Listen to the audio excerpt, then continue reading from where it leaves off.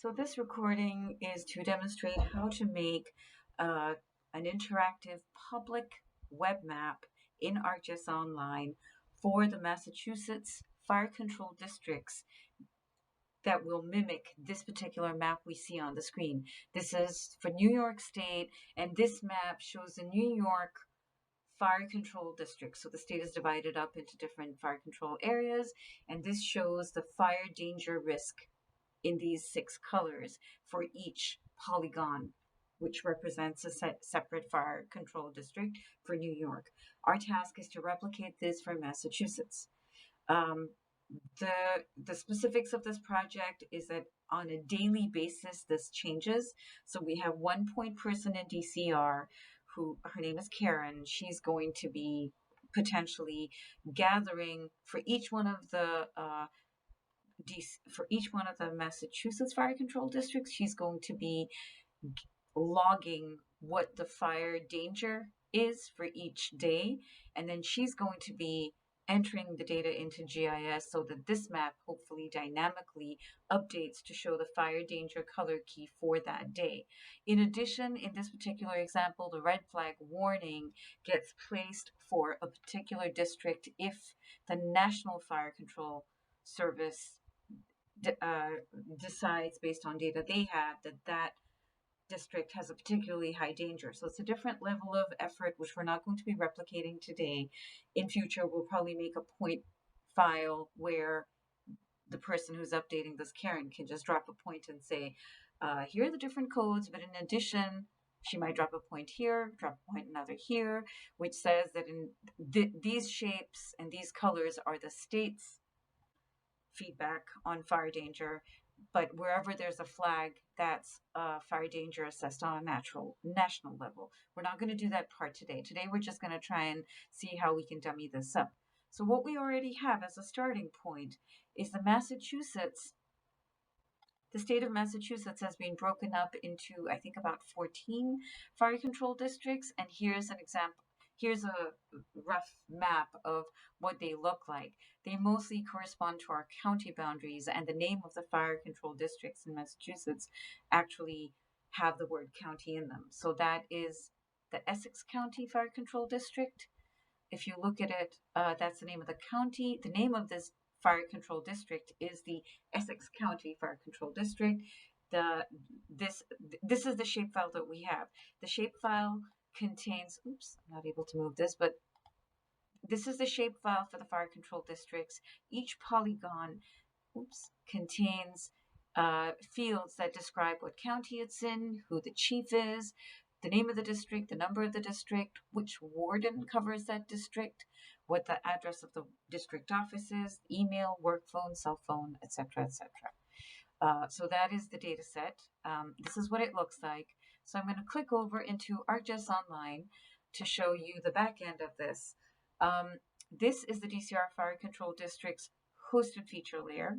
This account, DCR State Parks, is the official ArcGIS Online account for the DCR GIS office. We publish this as the authoritative layer. This is pretty much what it looks like. We also publish a view of a hosted, a view of this hosted layer, which is not editable. This is editable. The view is not editable. That is the one that's the authoritative layer. And that is the one that you see in this map, which is public. So anybody in the world can access this and see all this information. They cannot edit it. So in order to replicate this map for Massachusetts, what we're going to do is we already have the starting point. We have these shapes. And we have already decided that when we enter the daily fire danger codes, we don't need to track this longitudinally inside the GIS data. In other words, we don't need, in the GIS data, we don't need to keep a record of what it was yesterday and the day before yesterday and 20 days before today and 200 days before today. We've decided we're not going to track that data in the GIS for now. The person who is responsible for updating this has her own log. For each date, her own log will have a list of the fire control districts, and for each date, she's going to enter what the fire danger was for that day for that district. Was it extreme, very high, high, moderate, or low?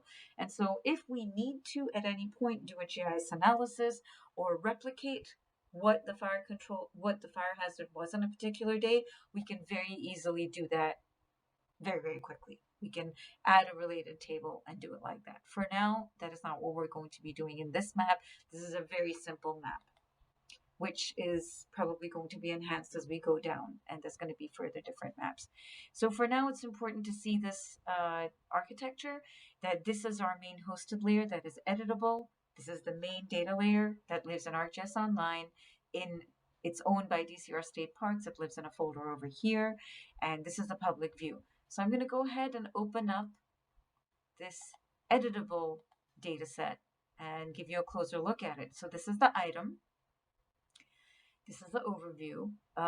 It is not public, it is private. Here is what the attribute table looks like.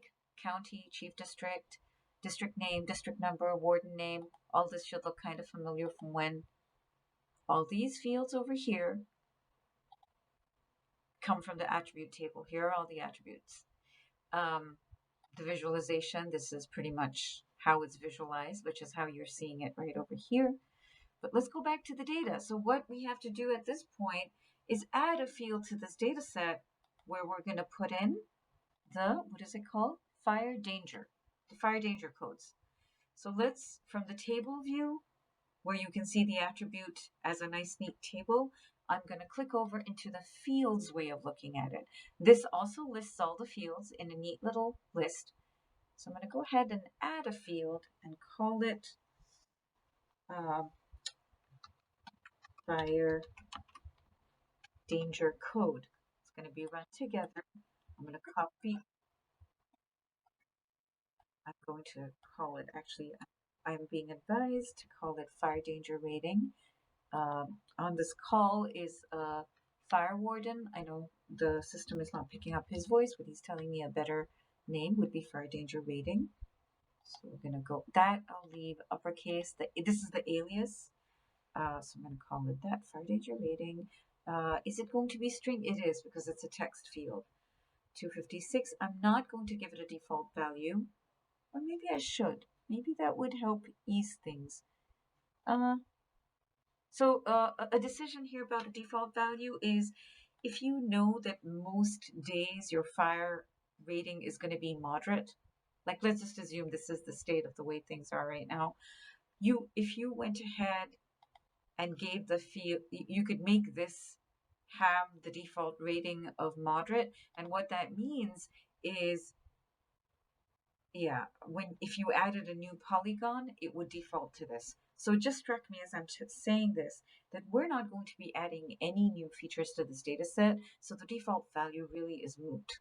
The default value is only operational if you set it to a certain value, when you add a new feature to this feature layer, it will default this particular field to that particular value.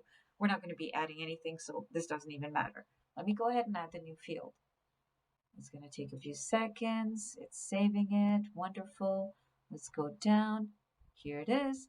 Now let me click on that list, because what we now have to do is we have to domain this list, meaning right now, if you went in and tried to add a code to this field, you would have to type it in. But we want to restrict the data entry person to these values. Extreme, okay, low, moderate, high, very high, and extreme. So what we're going to do is we're going to go over and I'm going to create a list.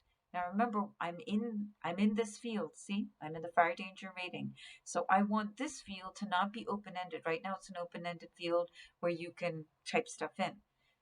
I don't want it. I want to create a list for it. This is the equivalent of a domain in GIS, if you were doing desktop GIS. So let's start with, sorry, what were the values? Low, moderate. So let's start with low. I'm going to copy that and paste that. It should be the same. Next is moderate. Copy that and paste it there. The difference between these two is the code is what actually is the actual value that goes into the data set, and the label is what shows up on a map. I'm going to make them both the same to keep things simple. Hi. Oops. I keep forgetting what the next value is. High, very high and extreme, right? Very high, control paste, extreme, extreme. There we go. Um, One thing we could do right now is, you know how here they had the red flag warning in addition? What we could do is if there's a red flag warning, I think it's fair to say that the fire danger is probably extreme high for us. Is that correct, Alex? It's always going to be the case. So here's what I'm going to do just for now, and we can dump this later if it doesn't work.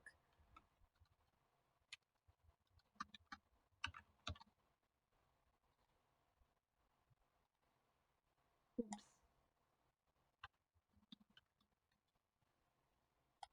So if a particular district has got a red flag warning, instead of just saying extreme, the data entry person can pick this value, which means it's extreme and it's got a red flag warning on it.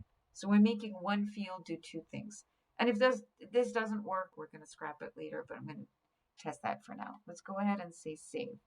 So what just happened is this field, see how it has a list of values now, a list of domains?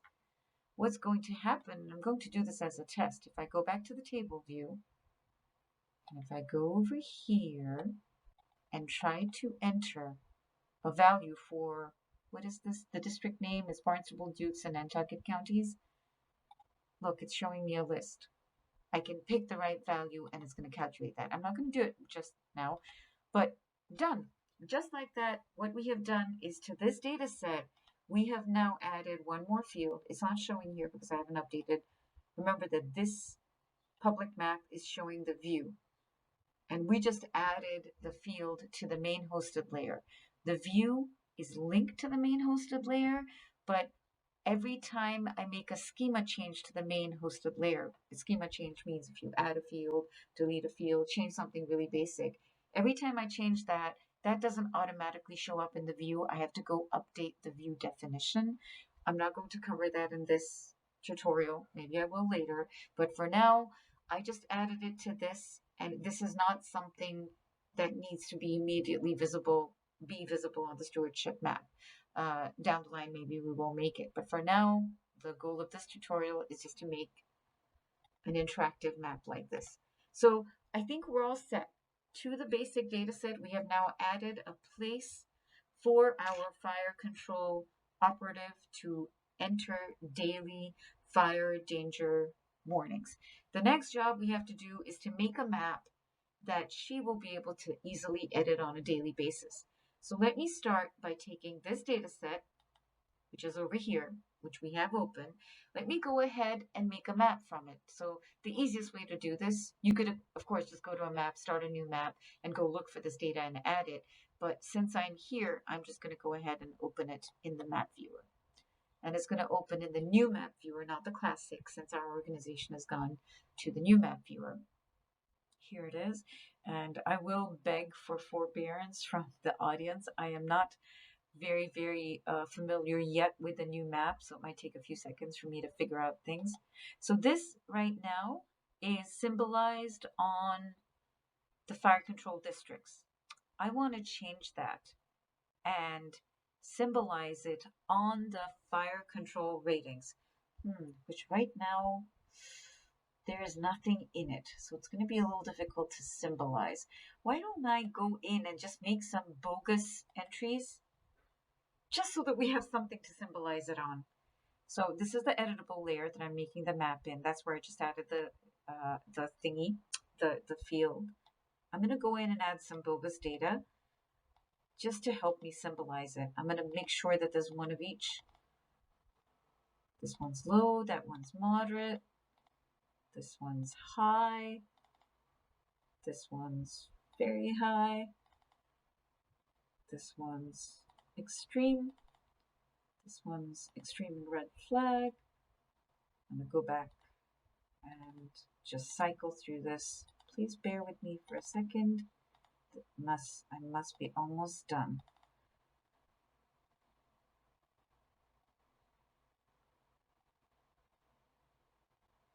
Okay, and I think that's the last one. Okay, there we go. And this should have just dynamically saved. Okay, let me see. When I go back, will I see that these are filled in? They are filled in. So when I enter it from here, it just live edits the data. Now if I go here and refresh, yeah, I know. It won't save. So now when I go and try and change the style of it to change the symbology, what I'm going to do, which attribute. Right now, it's symbolized on an attribute called district name. I want that to change. That is not the one I want to symbolize it on. I want to symbolize it on the fire danger rating. And replace, I guess. And these are the automatic colors that it picks. I'm going to pick slightly different colors. And let's just see what New York went with. Green, blue, yellow, orange, red. That's a very standard progression. So let's start, and this is of course exactly the reverse. Okay, so let me just do this. First of all, I want to reorder this. I want low to be on top, and let's make low be green because that's a positive thing. When you pick your colors, it's a positive thing.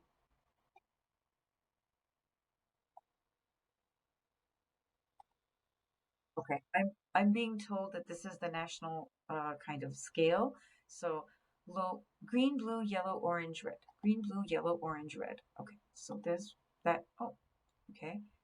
Oops. So low is green. The next is moderate is blue. So let's pull moderate up over here and let's make moderate be like this light kind of blue. Uh, this goes right at the end. Moderate. Next is high, which I believe was a yellow. Let's go to high and call it. Yeah, that looks fine. Low. Okay, this is good. But moderate goes above. Low, moderate, high. Extreme was orange, I think. Low, moderate, high. Very high was orange. So let's find very high, drag it up. Kind of already is an orange, but it's not very distinct from the yellow, so let's make it more orange. There we go. That looks pretty orange. Extreme, I believe, was red.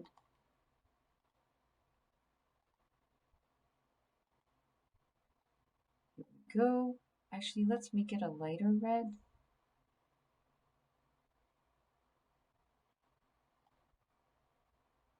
And then the extreme and this, let's make it a super dark red, like almost a... And we can always change this later. I'm not sure this is going to meet the needs for now. It's just something I'm trying. And these two are now too close together, so I need to drop the color on this a little bit. Maybe make it brighter like that. And maybe make this a little bit darker. So that it's so the two should be very distinct from each other. And here's a nice way to preview it on the map. Yep, you can definitely tell which is red from which is dark red. So I think we have, let me just, okay, here's the legend. I'm just going to check once to make sure I did this correctly. Oops. Okay. So low is green, moderate is blue, high is yellow, very high is orange, extreme is red, extreme and red flag is dark red, which we might completely dump in the end and go to a different system. But for now, this is what we're trying. Okay, so the symbology is good. What else do I have to do here? I believe this is it. But in this map, I want the labels. Let's see, what are the New York labels? So the labels in this map should still be the district name. So it shouldn't be the what the danger warning is. We'll have a key for that. So where's labels here? Style, filter, pop-ups, labels. So for labels, let's enable labels, and the label should be the district name. Yep, there we go. It's a little big, so we're going to edit the label size and drop it. There, that looks good. Okay, so this is good. This is looking just about right. So what I'm going to do now is I'm going to go ahead and save this as, and I'm going to call it Fire Danger Ratings Edits, because this is the map that I'm going to make for Karen so she can do the editing. I'm going to make a different map which is not going to say edits in it, which is going to show what the fire danger ratings are. We're going to make two maps today. So fire danger ratings, editable, or editable, maybe a better way to do this. The tags, all DCR maps have these tags, description, map for fire control point person, Karen, to enter daily fire danger ratings. I'm going to fill this out in more detail later, but for now, this is what it's going to be, and I want to put it in the right folder since I have a lot of projects and a lot of folders. I'm going to stick it in the fire control folder, make a map. There we go. We are done. We have made a map, but it's not going to be easy for Karen to go in and edit this right now. So what I'm going to do now is I'm going to make an app from this map. You never want to directly edit things in a map. A map is really the sausage that's inside the casing. You know, this is how the sausage is made. You want to give people a much better way of interacting with it. For that, you need to make an app. So I go over here and I say create app. So what I'm going to do here actually is I could create an instant app, or I could create a web app builder. What I'm going to do what we do in DCR is we actually have a template that we use. So I'm going to go ahead and find it. Hopefully I have one saved here.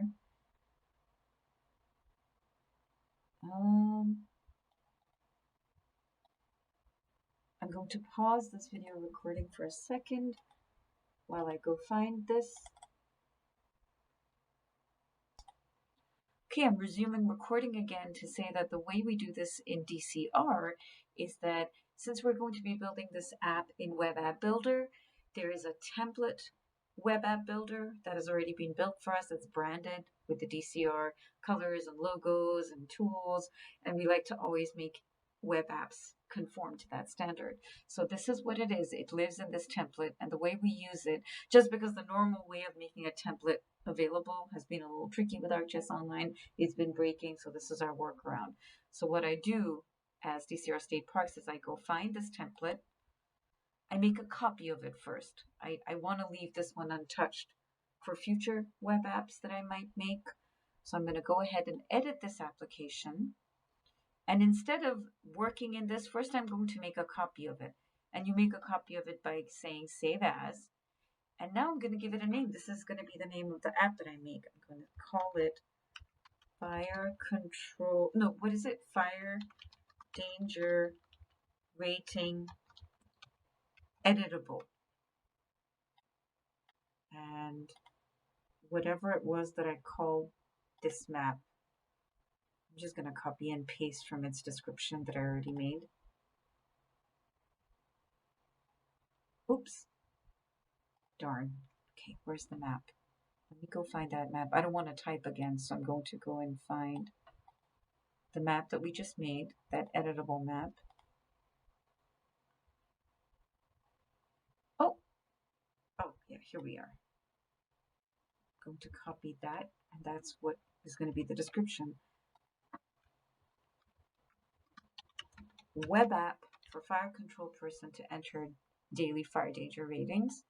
And I'm going to save this in the fire control folder and say OK. So to do a little preview, if I go back to my contents now, in this fire control folder, before there was only the web map that we made. We made this web map.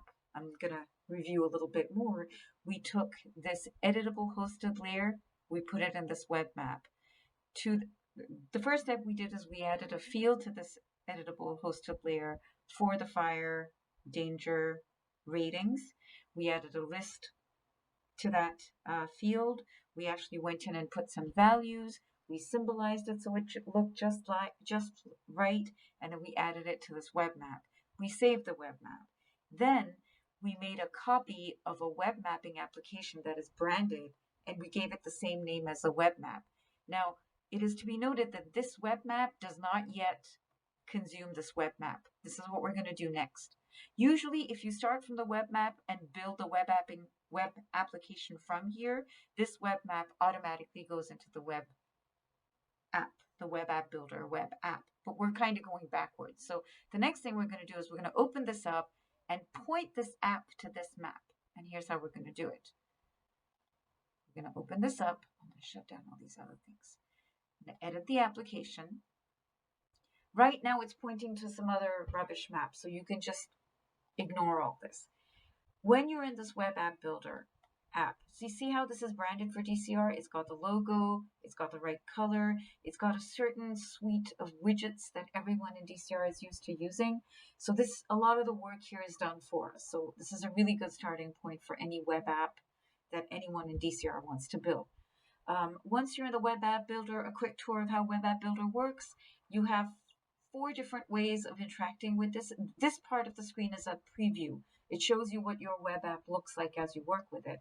This first way of looking at the web app is the theme. This is just, right now you can see this is outlined in blue. So this is the foldable theme. You can switch it to, say, the dashboard theme, which is really cool. It's almost like an operations dashboard, but you lose all the customization that we've done. So if you're going to be working with the DCR template, always don't mess with the theme. Stay in the foldable theme. I'm going to shut this down for now. The next thing you can do, the map view of this web app tells you what map does this web app consume. A web app, I like to describe it as if you buy a box of spaghetti from the store, you know how there's a little clear cellophane window cut into the box, and through that window you can see the pasta and what shape it is? The web app builder is like the box, and this is a window into the contents, and the contents of the box is the map. So the web map is the pasta, and the web app builder web app that we built, sorry, this wasn't showing it. This is the pasta box, and this is the pasta in it. So back in the app, this is the pasta box. What is the pasta? Which web map? Right now it's showing some other rubbish web map. Look at all this. Pools, rings. We don't have that in our map. So what you do is you say choose web map. And actually, if you want to see what web map it does consume, this is what it tells. It tells you. Right now it's consuming a web map called template DCRS map. We don't want that. So I'm going to click on choose web map. It's showing me everything that's in my content. If the web map that you want to point this towards is in a particular group or in your organization, or if it's a public one, you'll click one of these others. But I know that it's in my content. I know it's in that folder that I just stuck it in. And that's the one. So I'm going to pick that and say OK, and watch how this map changes. And this warning is telling you that, well, right now, this web app builder app has a widget called the attribute table, which is configured to work with this particular map that it's already pointing to. You realize this is going to change when you repoint it. And me saying OK is saying yes, I realize. The widgets in this app are currently configured to work with a different map. I realize that I'm going to have to reconfigure it. And that's really a no-brainer. It doesn't matter. But now, do you see how the contents of this web app builder are? It's taking a few minutes to draw. This looks better. This is the map that I want. There we go. That is our map. Now, the next thing I have to do is, so we've looked at the theme, we've looked at the map. You don't want to change from the foldable theme. The map that this app was pointing to was a different one. We have flipped it over to ours. I want to save at this point, just in case something goes wrong. At least we haven't lost our work. The next thing to do is configure the widgets. When we go to the widgets, remember how it said the attribute table was not configured correctly? Well, first let me do a quick tour of what the widgets view looks like. Again, this part of the screen is the preview. It shows you what this is what your thing is finally going to look like. this square over here. This is where you're doing the configuration. Now, widgets are all the tools that you see in an app that you build with Web App Builder. This widgets screen over here is divided into three parts. See this thin gray line? Everything above the this thin gray line has to do with the controller. The controller is this space over here. In the foldable theme, in this particular layout, this is called a controller. All the widgets that I put in here, I go in here to do. See, the legend one is, and when I hover my mouse over this one, it highlights it over here. It tells you which widget that is. So that's the legend one. If you take a look over here, the layer list is this one over here. See how it's highlighted in red? If you look on the right side, that's the base map, the share, the print. If I want to add more widgets up here, all I do is go add here. You have all these this list of amazing widgets you can add. Each one does a different thing. Like for instance, one of my favorite ones. Does that have it here? It doesn't. Let's say it has an infographic. That's a really cool widget. I can go ahead and add it. And once I add it, this is something that tells me, so for instance, let's do a pie chart and say, okay, this is the data layer that I want to do the pie chart on. And this is just, this is a complete example. If I click on the data, it's looking at the data layer, that's the fire control district. I'm going to display values by category, and I'm going to look at that ratings, fire danger ratings, and I'm going to do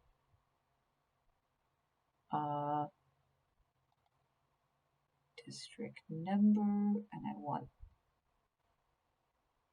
don't want to do the sum. I want to do, just one second.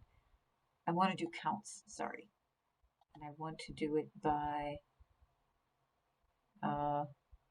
sorry, it always takes me a moment to do this. Nope, not that. I want to do it by the fire danger rating. There we go. Right, and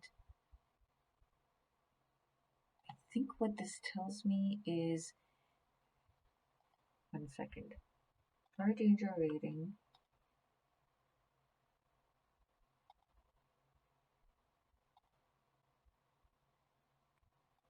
It really takes me a lot of trial and error to get this right.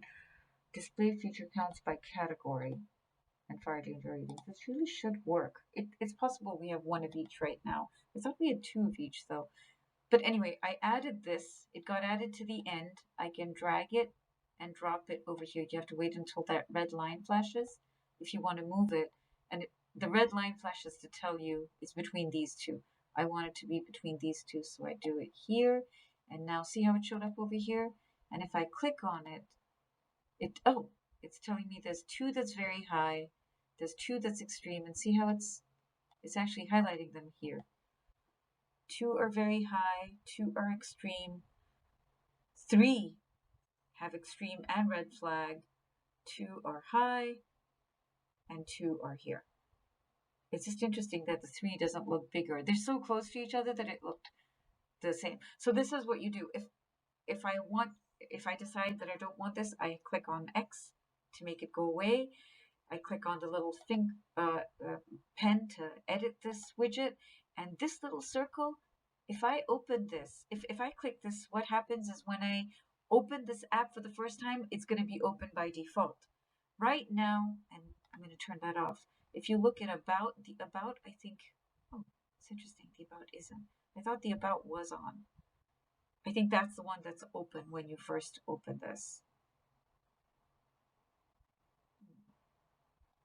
Maybe I will keep this on, because that's not a bad thing to happen. But let me go and edit it and change the title and say the title is number districts in each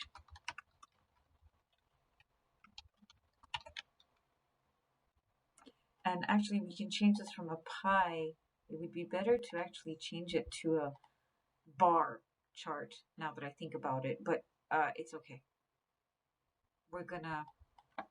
I can play with that later. I just wanted to demonstrate how to add a widget, and this actually happens to be a pretty cool widget to add.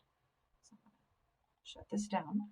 So that part of the widget, in the widget view, when you configure this, you're adding stuff to up top there. The second part, below this gray line, see there's another gray line here. So there's three parts, the controller on top, this set of widgets, which are really basic widgets that are in the body of the map, and the last part, these five widgets, these five special places to put specialty widgets. So let me just give you a tour of these main widgets. This one, you can see it's gray because it's turned off. If you click on this eye widget, it turns on. All that happened is this little, no, you can't see it here because my screen doesn't go up. My recording screen doesn't include it, but down here is a little arrow that shows up. If you click on it, it opens up the attribute table. That's what I did. It opens up the attribute table that shows you all the information for this particular layer. This is the only data layer that's in here right now, and you can edit the attribute widget. There's not a whole lot that you can do. One of the really useful things is to allow exporting to CSV. This means that when Karen or whoever is using this map, when they use this app, they're going to be able to export this attribute table into a CSV file, which they can then download and open in Excel. So that's a pretty nice thing to happen. Enable filter by map extent by default. I'm going to turn that off. What that does is when that is on here, when I pop open the attribute table, if this is on, so that enable filter by map extent by default, it keeps this on by default. What this is, when you turn this on, this attribute table will only show you what you see on your map. So let me zoom out. We know that there are 14 polygons in this shapefile. So there should really, or maybe 13 polygons in this shapefile. And so let me just turn this off. When this is off, this attribute table is showing me every single record for every single polygon in this data set. When I zoom in, let me zoom in so I can only see this one polygon. Well, I'm probably going to be seeing a little bit of this one up here too, right? So I'm seeing this green one, but I'm also seeing, so I'm really seeing 3 polygons on screen, but look at the attribute table. It's still showing me all 13 records. Sometimes you want that. You want to be able to compare. But other times, you might just want to see the record for what you see on screen. If I turn on this filter by map extent button, watch, the 13 features will go down to 3 because these are the 3 I see. And so the attribute, see, it went down to 3 features. So sometimes that's a good thing to do, especially if you have a very attribute table with a large number of features in it. It's got 2,000 records.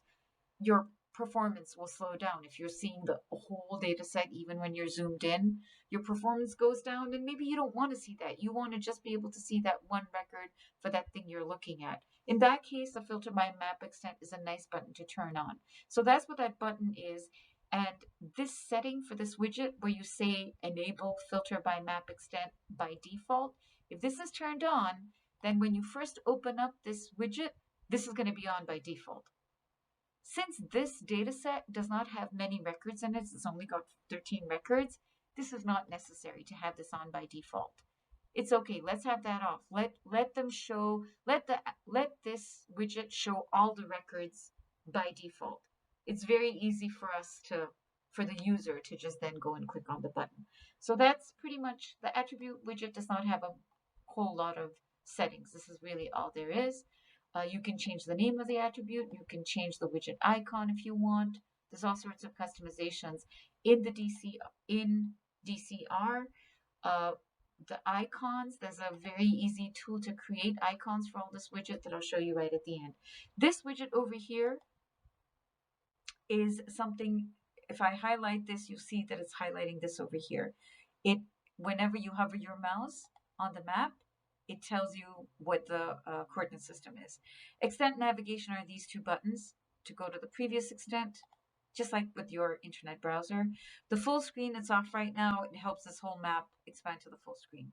The home button basically takes you, like if you zoom in, zoom out, the home button is whatever the extent was in the map when you save the web map, not the app. the My Location, if you have that enabled, it'll zoom you to where you're at right now if location has been enabled on your computer. The overview is a super cool tool. It's hard to see, but it's this right here. There's a little arrow in the corner. Oh, oops, sorry. I don't know why it's not showing that. There. When you, oops. There. I'm sorry. It's just the way that I'm recording my screen, but it's right over here. And if you click on it, it shows you what your level of zoom on this map is in a larger area. So if I'm zoomed in farther, do you see how this shows me where I am? And if I zoom in any farther, it's a locus map basically. As I move around here, this box moves, and vice versa. If I move this box, it'll pan this map. It's taking a few minutes to load. That's all. So that's a pretty cool thing. And if I hit on that corner diagonal arrow again, the overview disappears. So that's a nice tool to leave for your users. The scale bar is this over here. The search tool is over here. The search tool has already been configured for you to do a property search. So if I look for a property that exists in DCR, it'll do the search based on DCR open space. If I did this same search just with a general search, it would take you to where Google or where this background map thinks Wampatuck State Park is. So that's one of the advantages of using a template. So we're almost there. The next thing we have to do is we have to make a widget so Karen can go ahead and edit that field, the fire danger ratings field. I'm going to make her two widgets. One widget is going to let her edit each polygon one at a time. For that, it's going to be the edit widget. I'm going to say OK. And I'm going to say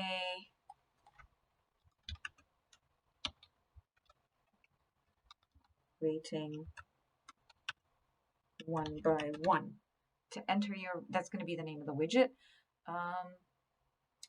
None of these are,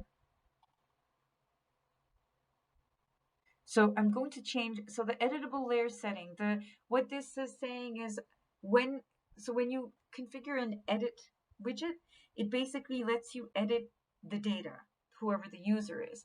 Now, this data layer right now has been configured so it lets you add a feature, delete a feature. We really don't want Karen to be able to add a polygon. So I'm gonna say I'm not going to honor the settings on the web map. I'm gonna do a custom setting. For this particular layer, I want her to not be able to add or edit. I want her to be able to only edit certain fields. Right now she can edit all of these fields. I do not want that.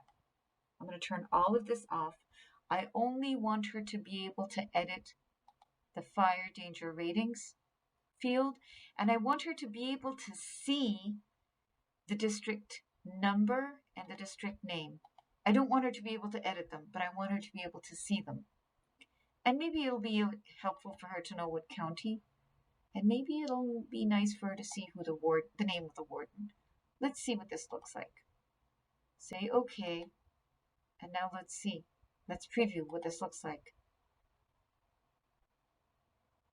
Ah, see, I messed up. I don't think I can do this. I think it's going to honor the settings here. Now, does it behave any better? Ooh, okay, it's really nice to see problems.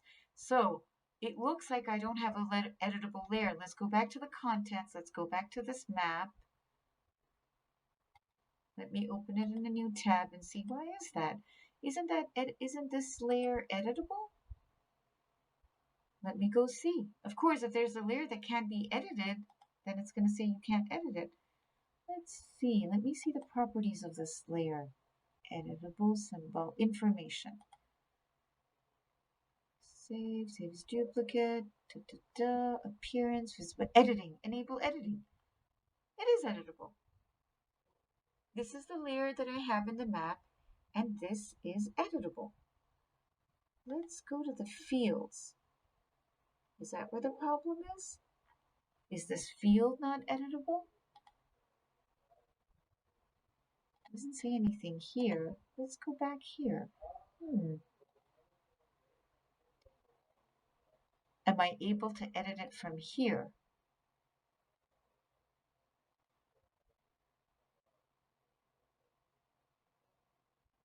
I am able to edit it from here. Here, I can just change this to extreme if I want. And if I click update, it updates it. I am able to edit this layer. So what have I made? What mistake have I made here? Use feature toolbar visible. I don't want that to.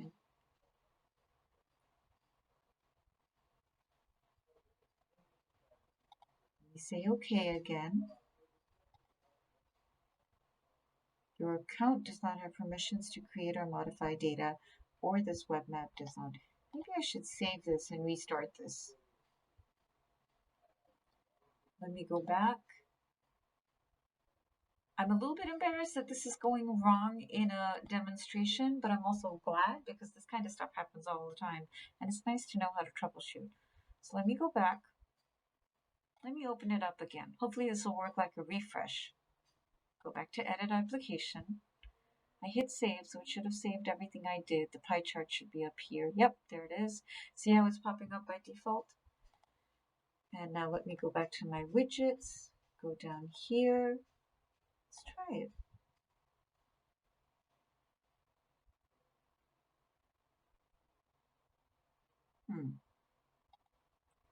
I will have to troubleshoot why this is happening.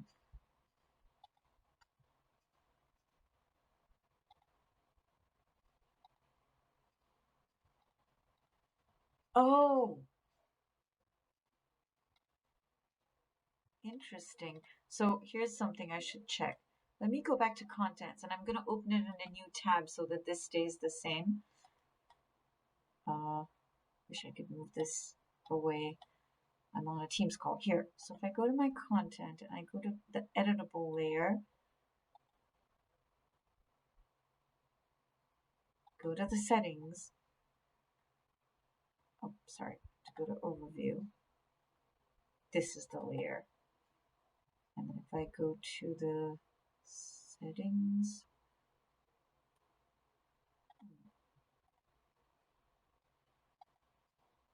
enable editing.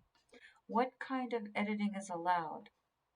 Update attributes and geometry. So add and delete are already not done. So that should be fine. Editors can see all features. Editors can edit features. Nope, it looks like it's fine. It really looks like this problem should not be happening. So let's go back here. Let me just delete this. Why don't I delete this and try again? And this time, let me just try with a different tool. I'm going to try the batch edit tool this time. What the batch edit tool does is update fire danger ratings, okay? What this does is it gives you the ability to edit multiple districts at the same time. So I'm going to say define selection type. These are what tools you get. This is a tool tip. Use this tool to update fire danger ratings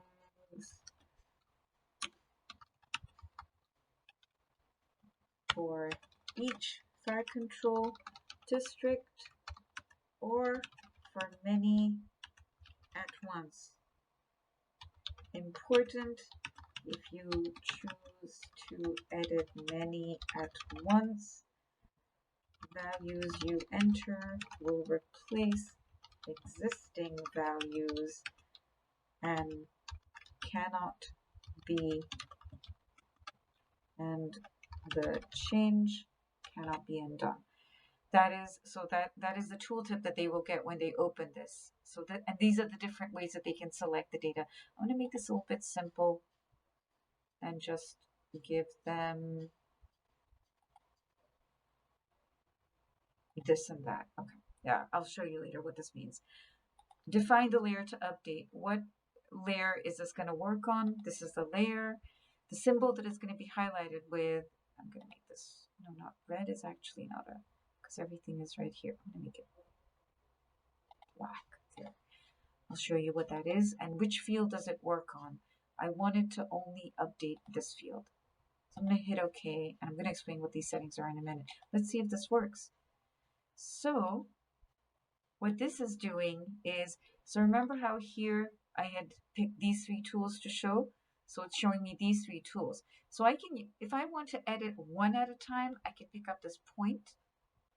And when I click on this particular field, see, remember how I had said, see how this one goes black? That is when I had said what the highlight symbol is. I had set it to black. So when I select a certain thing, it turns black. That's where I set it. So let me do this again. Clear it. I selected South Worcestershire or Worcester County, and it's giving me a choice of changing this from extreme to this.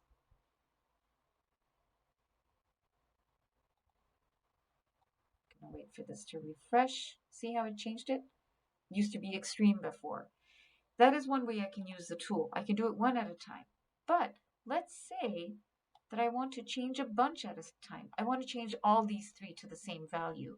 I can use either of these tools. The freehand, what is this called? If you hover your mouse, this is called a polygon tool, and this is called a freehand polygon. The polygon tool, I can draw a shape to select features, and I have to click each time. So I want to select these three. So I'm drawing a shape that overlaps all these three, and when I double click to complete, let me move this out of the way. See how it selected all three? I'm going to call this high, then save. All these three got changed all at once. Whatever existed in these before have disappeared. But if I want to use this tool instead, I do this. And this is press and hold. You don't have to click each one. I've pressed my mouse button down, and as I drag my mouse, it creates a polygon. This time I'm selecting these three. Move this out of the way. These three are black. These three are going to be moderate. It changed. So this is called batch editing. The beauty of this tool is that you can do single edits or batch edit all in the same tool. So for some reason, that edit widget I was trying to add was not behaving. I'm not sure why. But you know, the truth is you don't really need it because you can use the batch edit tool to do a single edit. You can use this polygon, and if you draw your shape just in this one shape, it's only going to select that one. So you can do it for single region edit and for multiple region edit. And just like that, Karen's job is done. She has updated whatever today's daily thing was. And in fact, if you now go look at this pie chart, see how the proportions changed? So that's how we've configured all the widgets that we need to configure. So we've looked at theme, it's the foldable theme. The map, we repointed it to our map. Once it's done, it's done. We added in the pie chart widget and the batch edit widget. The last thing to do is, you know, it says app name here. So fire danger ratings, edit rating, updates. Department name is DCR Fire Control. Yes. All good, all good. I think I have to hit edit for that to take. And you can even just delete that. I don't know that that's very useful. And I think that it's looking a little yelly. So I'm going to call it updates. And I'm going to save. And I'm going to launch it to see what it's going to look like. This is what the map looks like. When Karen opens this up, this is what it's going to look like. When she opens this up, this is her attribute table for all of the attributes, right? Just waiting for this to load. 13 features are showing. If she decides she wants to see this in an Excel table, she can go to Options, Export All to CSV, and it'll get exported. She can select by clicking on the blue bar here. See? Not only did it select this, it actually updated the pie chart to show the statistic for that one. She can zoom to it. She can select a different one and zoom to that one. It's going to update the pie chart. She can do batch editing. Let's go back to the full extent. She can pick this. She can change this from high to moderate and hit save. And just like that, Karen is done. Now the last thing I have to do, because you realize I have been editing this as me, so let's go back to my content. Karen cannot see this yet. So what I'm going to do is, I'm guessing that I have a group for fire control. There are no groups yet. So Alex, what I'm going to do right now is I'm going to create a group, fire control projects.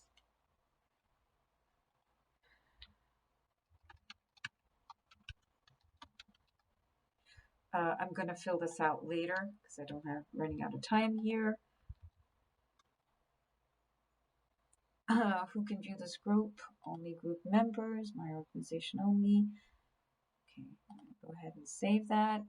And to this group, I'm going to invite, the person who's going to be doing it right now is, sorry Alex, everybody knows your name now, but here we go. So in this group right now, oops, why did I do that? Sorry. Now if I search for fire, this is the group that I just made. The members, so I'm going to invite myself as the way I am.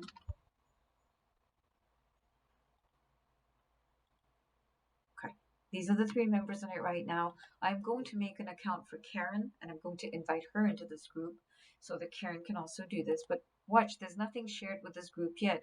How groups work is I'm going to go back. Wait, let me just shut this down. I'm going to go back into my content.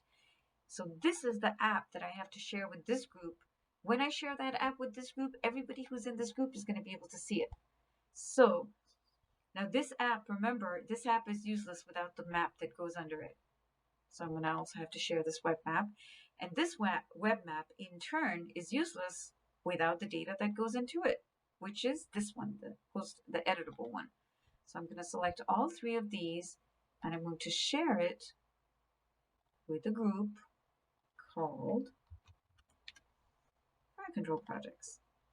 The minute I do that, save. Alex, if you now log into if you look at the content now, and I like looking at it in the table view, all these 3 are visible. Alex, you should now be able to log in, go to groups. Don't go to my groups, just go to my organizations group. I guess my groups should work. I think that should show stuff that you're part of. Search your my groups for fire. Go in here.